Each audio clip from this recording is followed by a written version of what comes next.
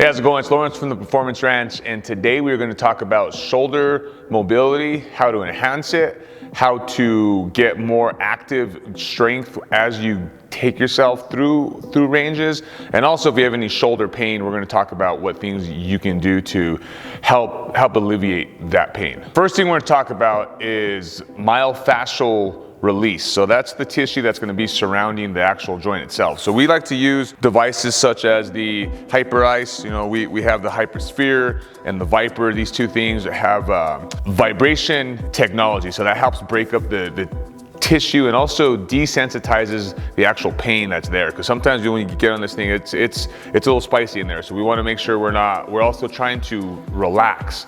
So if you're on that spot and you're fighting it and you're staying tense, you're not going to relax the actual muscle itself. In that regards, the nervous system basically gets turned on even more. So this helps kind of shut that down. So that's why we use these first to break up the tissue. So as we take you through some ranges, you're going to start to feel how everything moves a little easier. So we're going to use the Viper first. The Viper is a little more broad, so it's kind of like a broad stroke. So we're going to get into the lat itself. It's probably one of the primary muscles that we're going to break up first. Then we're going to kind of go to all the other smaller muscles that surround it. I typically use this with the vibration on, but since I'm going to be talking today, I'm going to keep that off just because if not, it's too much noise in our microphone. So we're going to start anyways right on the side here. We like to put this right in the armpit itself, basically right where that big meat of tissue's at, right at that lat there. And as we do this, I also like to get this hand and arm into full extension. Okay, a lot of times you'll see people will get on this and they'll be here. Well, the muscle's short at this point. We want to try to create length in that muscle, in the fascial line. And I'm also adding this external rotation with my hand as I rotate my thumb out, palm facing the ceiling. I'm trying to get into those spots, rolling around. And like I said, I usually have it on, but for filming's sake, we're not gonna do that right now. And you'll kind of feel around and feel those tension spots.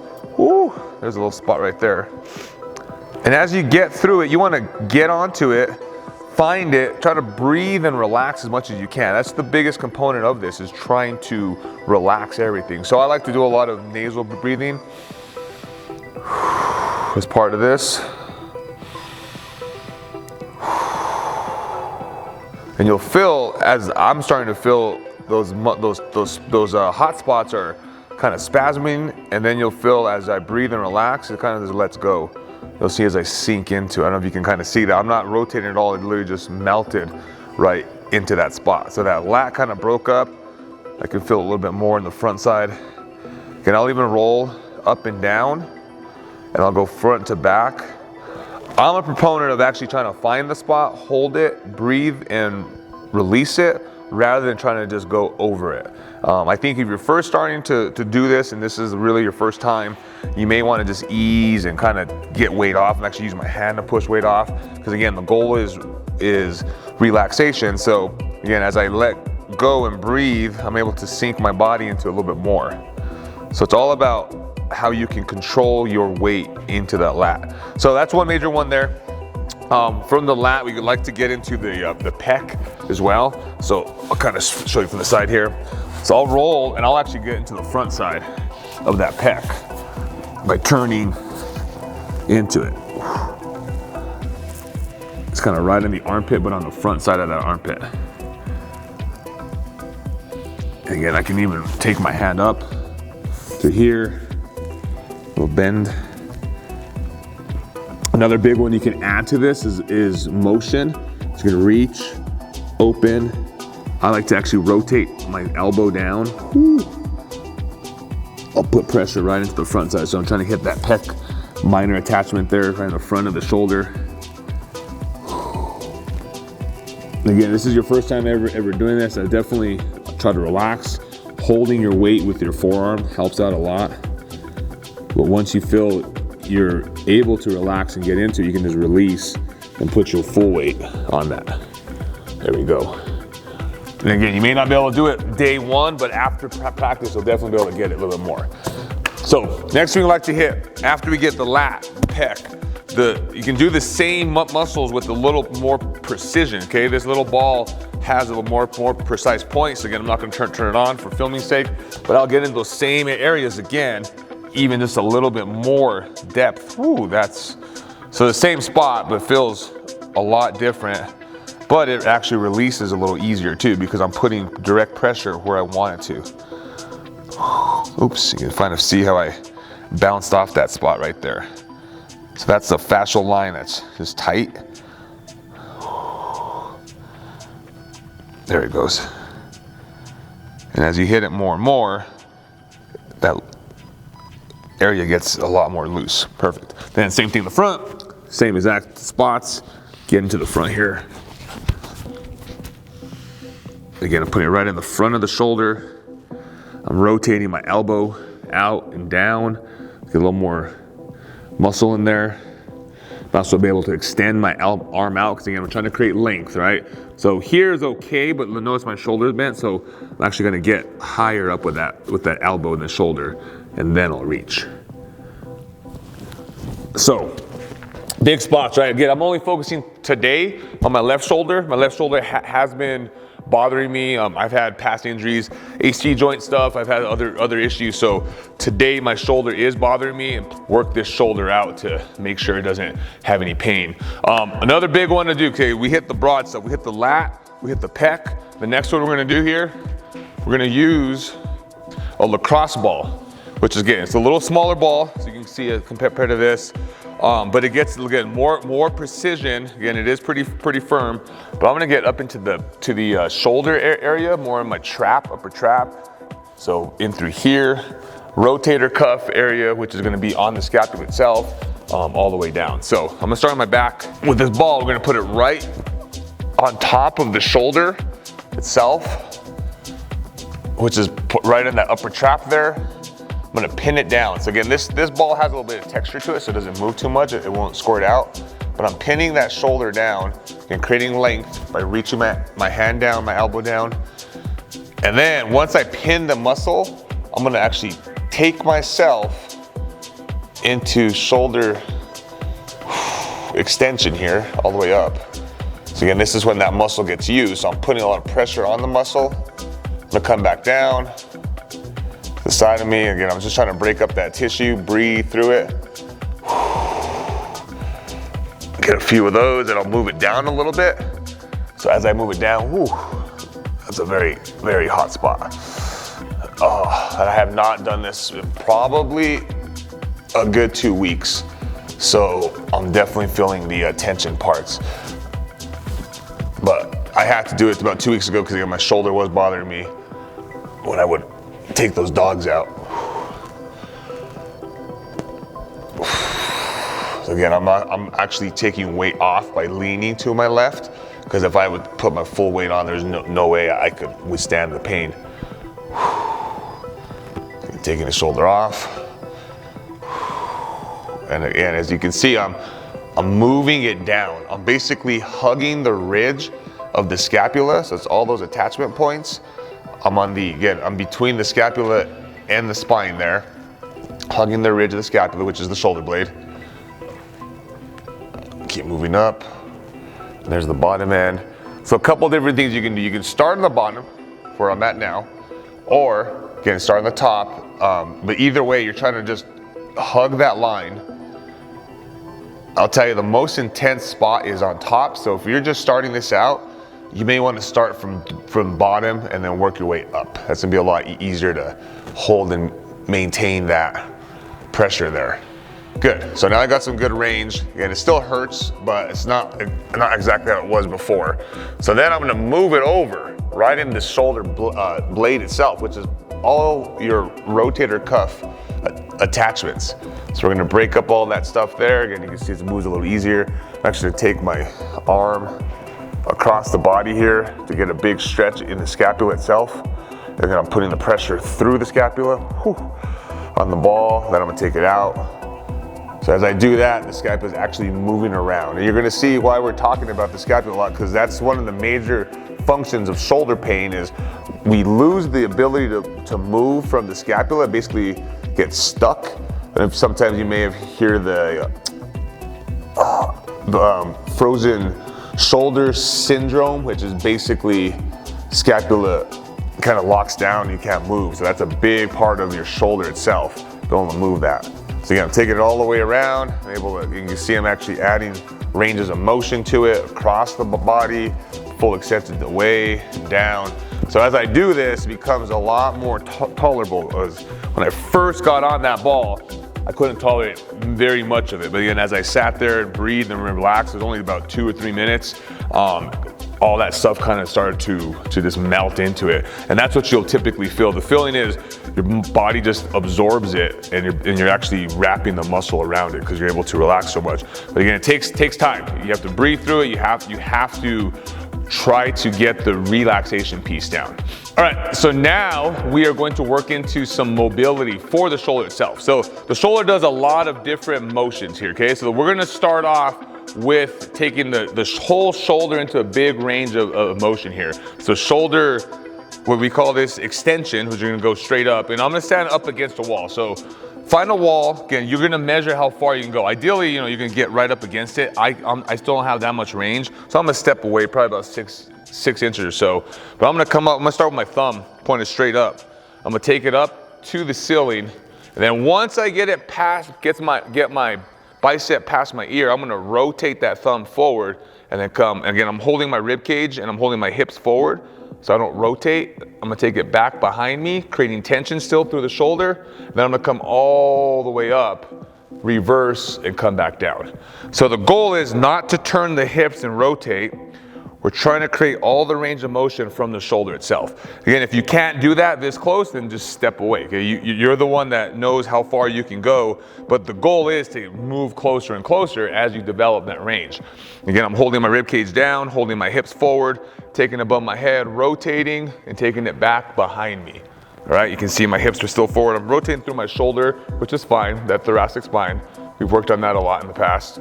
If you don't remember those videos there, check it out. There's a lot of good rotational motions because you're gonna need that for this motion here.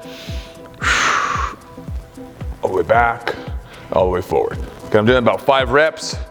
Again, I can see it's a little, you can see as I do this more, it becomes a little easier every time. All right, so that's the first one there. Again, I'm only working on my left shoulder today. Obviously my right shoulder has some issues, but I'm left-handed by nature, so I throw with my left hand. I do a lot of stuff with my left arm. So this one's the one that takes a lot of the physical abuse there. The next thing we're gonna do what's called a wall slide. So I'm gonna stand up against the wall. I like to stagger my feet, and the reason for that, a lot of times people put their feet together like this, but when they do the motion, they end up arching their lower back a lot. And we're trying to limit this extension from the lumbar spine. So if I put one foot back, I can actually pull my rib cage under me. So you see what I just did? Sorry, my pelvis, pulling my pelvis under me, and I'm pushing what I tell clients is I'm pushing my belt buckle towards the wall here. Okay, so that's automatically gonna kind of bring my ribs down and hold it so they don't flare open. When I lean into the wall, my thumbs are pointed back behind me. I'm starting in this, we call a W position. So elbows are down the side, more like a W shape. Then I'm gonna reach all the way up into a Y shape. But as I reach, notice I'm gonna actually elevate my shoulder blades, my scapula. I'm taking my shoulders towards my ears. Then before I move from here, I'm gonna pull my shoulders down without bending my elbows, and then I'm gonna finish and squeeze together in a W. So again, squeeze, my shoulders are now retracted and pulled back. Now I'm gonna reach up. And as I reach, again, I'm gonna elevate my shoulders towards my ears. So now my shoulder blades are elevated. And then they're gonna pull down to depression. And I'm gonna squeeze all the way back. I'll do that about 3 or 4 times to get some good range in the shoulder blades. Squeeze and down. All right, so those motions right there, very important for this. What I'd like to demonstrate is the shoulder blades itself. We want them to elevate up, and then we want them to depress down, right? So those are the 2 motions we want. We also want to work on protraction, which we're gonna do now, and retraction. So the way I do that, it's called a wall push-up. So I put my hands on the wall again. I'm still gonna go with the stagger stance because I like to keep my ribs down. And I see too many people end up in their low back like this, and that's not the goal. The goal is to move from the shoulder. So here, I'm gonna pull my shoulder blades back and together. And as I do that, I have to watch them going towards my ears. So it's not up, it's back and together and forward. So I'm protracting, retracting, protracting, retracting. And this should not feel very challenging at all as far as load in the arms and shoulders. And notice my head also stays back. A lot of times I see people will come forward and they'll push their head forward, or their elbows will soften up. So elbows rigid, elbow crease towards the ceiling, squeeze the shoulder blades together, push away. Again, it's a very small range of motion, but again, I'm trying to work on those, on the scapula itself. So now we developed that range of motion there. Got a lot of good range. I'm gonna go right back to this cars and kind of see how it feels. Probably should feel even better now that I've moved my scapula. Yes, it feels tremendously better. It's not clicking or popping anymore. Typically I get a lot of clicks going on in there. All right, so from there, we're gonna go into the next step. The next exercise we're gonna do with this, again, very easy to do. You don't need any bands or anything for this yet. We're gonna put our hands behind our head, just like this, overlapping the head. But again, I'm gonna stand up tall. I'm gonna pull my hands away from the head. So I'm trying to actually cause retraction in my scapula. And then I'm gonna take my hands all the way across, reaching out. I'm gonna make a fist, clench, rotate them under me, and bring it right back. Squeezing my shoulder blades together again. So I'm gonna go back out, rotate, behind my head. The goal is not to touch the head, to keep retraction the whole time as I take myself to this range of motion, squeezing my shoulder blades together. Again, these are called prisoners. Up, back, rotate, and around. All right, so very good range of motion for the glenohumeral joint, again, with the joint here and also the scapula itself. So now we're trying to connect those two pieces, right? The final one we're gonna do here for mobility is Egyptians, okay? I'm gonna start out here. My palms are up, so I'm actually gonna turn my left one down. I'm gonna look over to my right hand, and I'm just gonna rotate my shoulders and try to bring them forward. Again, I'm even turning from my thoracic spine as I do this. Come back, rotate. So now I'm integrating everything together from scapula to glenohumeral joint to thoracic spine. So again, that's how the shoulder works. It doesn't work independent of itself. They all interconnect, right? So everything we do for the shoulder has to start from a good mobile thoracic spine. You can check out that video if you haven't seen it yet, how to create range there. So now I'm actually getting to some nice, good range of motion. My shoulders feel very, very warmed up. As you do this, also you should start to feel your posture increase, your postural awareness, right? If you're not kind of hunched over and forward like this, you know, you're gonna start standing up taller, you're gonna turn those hands out a little bit more. Typically, that's the one thing I look for when I look at clients when they walk in the door. And I notice they say, for instance, they come and say, hey, I got shoulder pain or this is going on. I see where their hands are lined. A lot of times you'll see their hands in front of them. Well, that's telling me already that they have pretty tight lats, tight pecs. So that's why we start off with the soft tissue work first, because when we do that, that automatically starts to give them that release of tension to help them bring their arms back. And then this position decreases all the stress on the shoulder, because again, we got little tiny muscles here that are trying to hold our shoulder in place. So if we're putting our big muscles are tense and they're pulling us forward, well, those little muscles can't do its job and they start to ache, tear possibly, right? If you're trying to put yourself into bigger ranges of motion there. So the next thing we're gonna do now, after we've integrated everything itself, we're gonna work into strengthening that whole pattern. So the number one exercise I prefer to do is doing banded rows. And we can do that using just a regular band attached to the door at home. I'll kind of show you what we use here. All right, so we're gonna do some banded rows. Again, we just use basic elastic bands that have a handle on it. These are from Perform Better. We got the little travel bands. The nice thing about these actually is you can attach this into a doorknob, or you can put it around some type of anchor point. So we prefer these bands a lot because they're easier to travel with. So again, I'm not gonna go right back into that split stance position, because again, far too many times I see people go together and then arch their lower back. When you go into that staggered position, it's easier to control your spine, keep that back flat. And we're gonna start off from the beginning of kind of what we did on the wall here of doing retraction first for the shoulder blades. Just teaching that pattern. Again, I like to tell people get a long neck. Think of a turtle sticking its head out of a shell. You're getting nice and tall and long. I'm just trying to pinch my shoulder blades together. Once I establish that rhythm and I can see the client can do that well, then I'll add in, okay, now we're gonna row, we're gonna pinch the shoulder blades, and you're gonna finish that position, but I don't have them go too deep with the hands. The tendency I see when people go too deep with the hand, so I like to stop about 6 to 12 inches in front. They go too deep, the tendency is to see the shoulder roll forward. And that's what I don't like, because again, now it's putting too much stress on that anterior part of the shoulder. So the first motion is shoulder blade down and back, pull and squeeze. You notice my shoulder stays back the whole time. My hand finishes about 6 inches in front of me. So again, it's retract and then row. So 2 motions, retract and row. Then as we get stronger at this pattern, I'm even gonna switch feet to show you how I rotate. Now I'm gonna add in the thoracic spine as I reach. So I'm gonna reach across, thoracic rotates, core stays tight. I'm gonna retract and rotate and pull. So now I'm actually doing more of a pattern I would really do throughout the day if I'm pulling something. So I'm reaching and I'm pulling. So I'm adding a lot of motion there, but again, it's motion that we need. So if you think about throwing a ball or throwing something, it's that same pattern you're doing, right? You're pulling back. So we're trying to work on that pattern. So that's the number 1 exercise I do. Number 2 for the shoulders, we're gonna do some A's. I like to call these A's because when you end up with your hands, you're gonna end up here, you're gonna pull down, you're gonna rotate those thumbs all the way back, and again, split stance, you're gonna squeeze your shoulder blades together. So you're gonna come up and then rotate in. I'll show you real quick with the band. We start tall. I've been reading some new stuff about the shoulder. I'm gonna have everybody start with their thumbs out. Okay, so that's gonna automatically retract the shoulders. Then they're gonna come back and squeeze. You know, so I have to move a little bit because that tension's a little too much. Squeeze. This is the light band, not the lightest, but it is pretty light.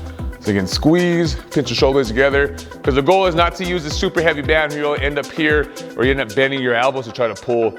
Elbows need to stay straight, thumbs need to stay out, and you want to squeeze those shoulder blades together in a nice, tall, long position.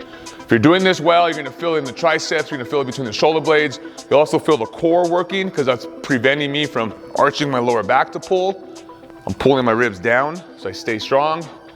And squeeze. Again, anywhere from 5 to 10 reps on those. So rows, those retractions. Next thing we're gonna go into banded pull aparts. So what I like to do is just take this in front of me, my thumbs facing in, I'm gonna squeeze my shoulder blades all the way together. So I'll show you from the back here.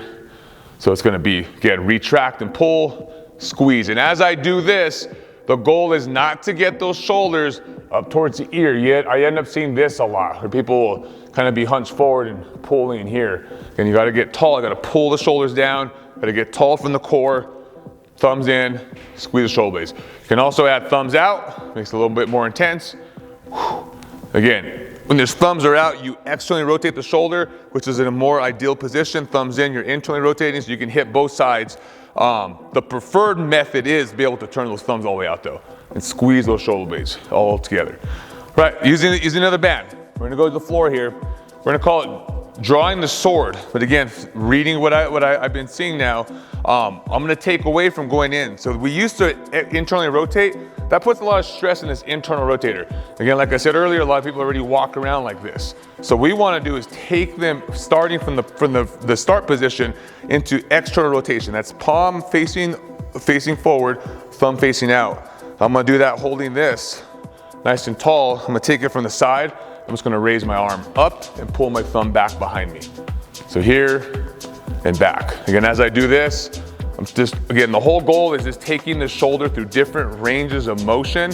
You notice we did the one from straight ahead, we did it from top to bottom. Now we're going bottom to top. We also did it pulling straight across. So there's a lot of different ranges of motion we're working on with the scapula, but it's all doing the same thing, which is retraction. Because that's what we lack, is we lack the ability to retract and stay strong in this position. So gravity takes over time, and fatigue takes over, and then we end up rounding forward and our hands rotating, and we have neck pain and shoulder pain, but don't really know why. And those are typically the reasons, just because of the way your posture is overall. All right, so I hope that helped with your shoulder. I know just taking myself through that little series, my shoulder feels a lot better. After yesterday, it was really sore. So again, try this stuff at home. If you have any questions on this or any other concerns with anything, leave a comment below. We would love to see those comments start coming in. What we want to do is start to cater more of our videos towards what you actually want.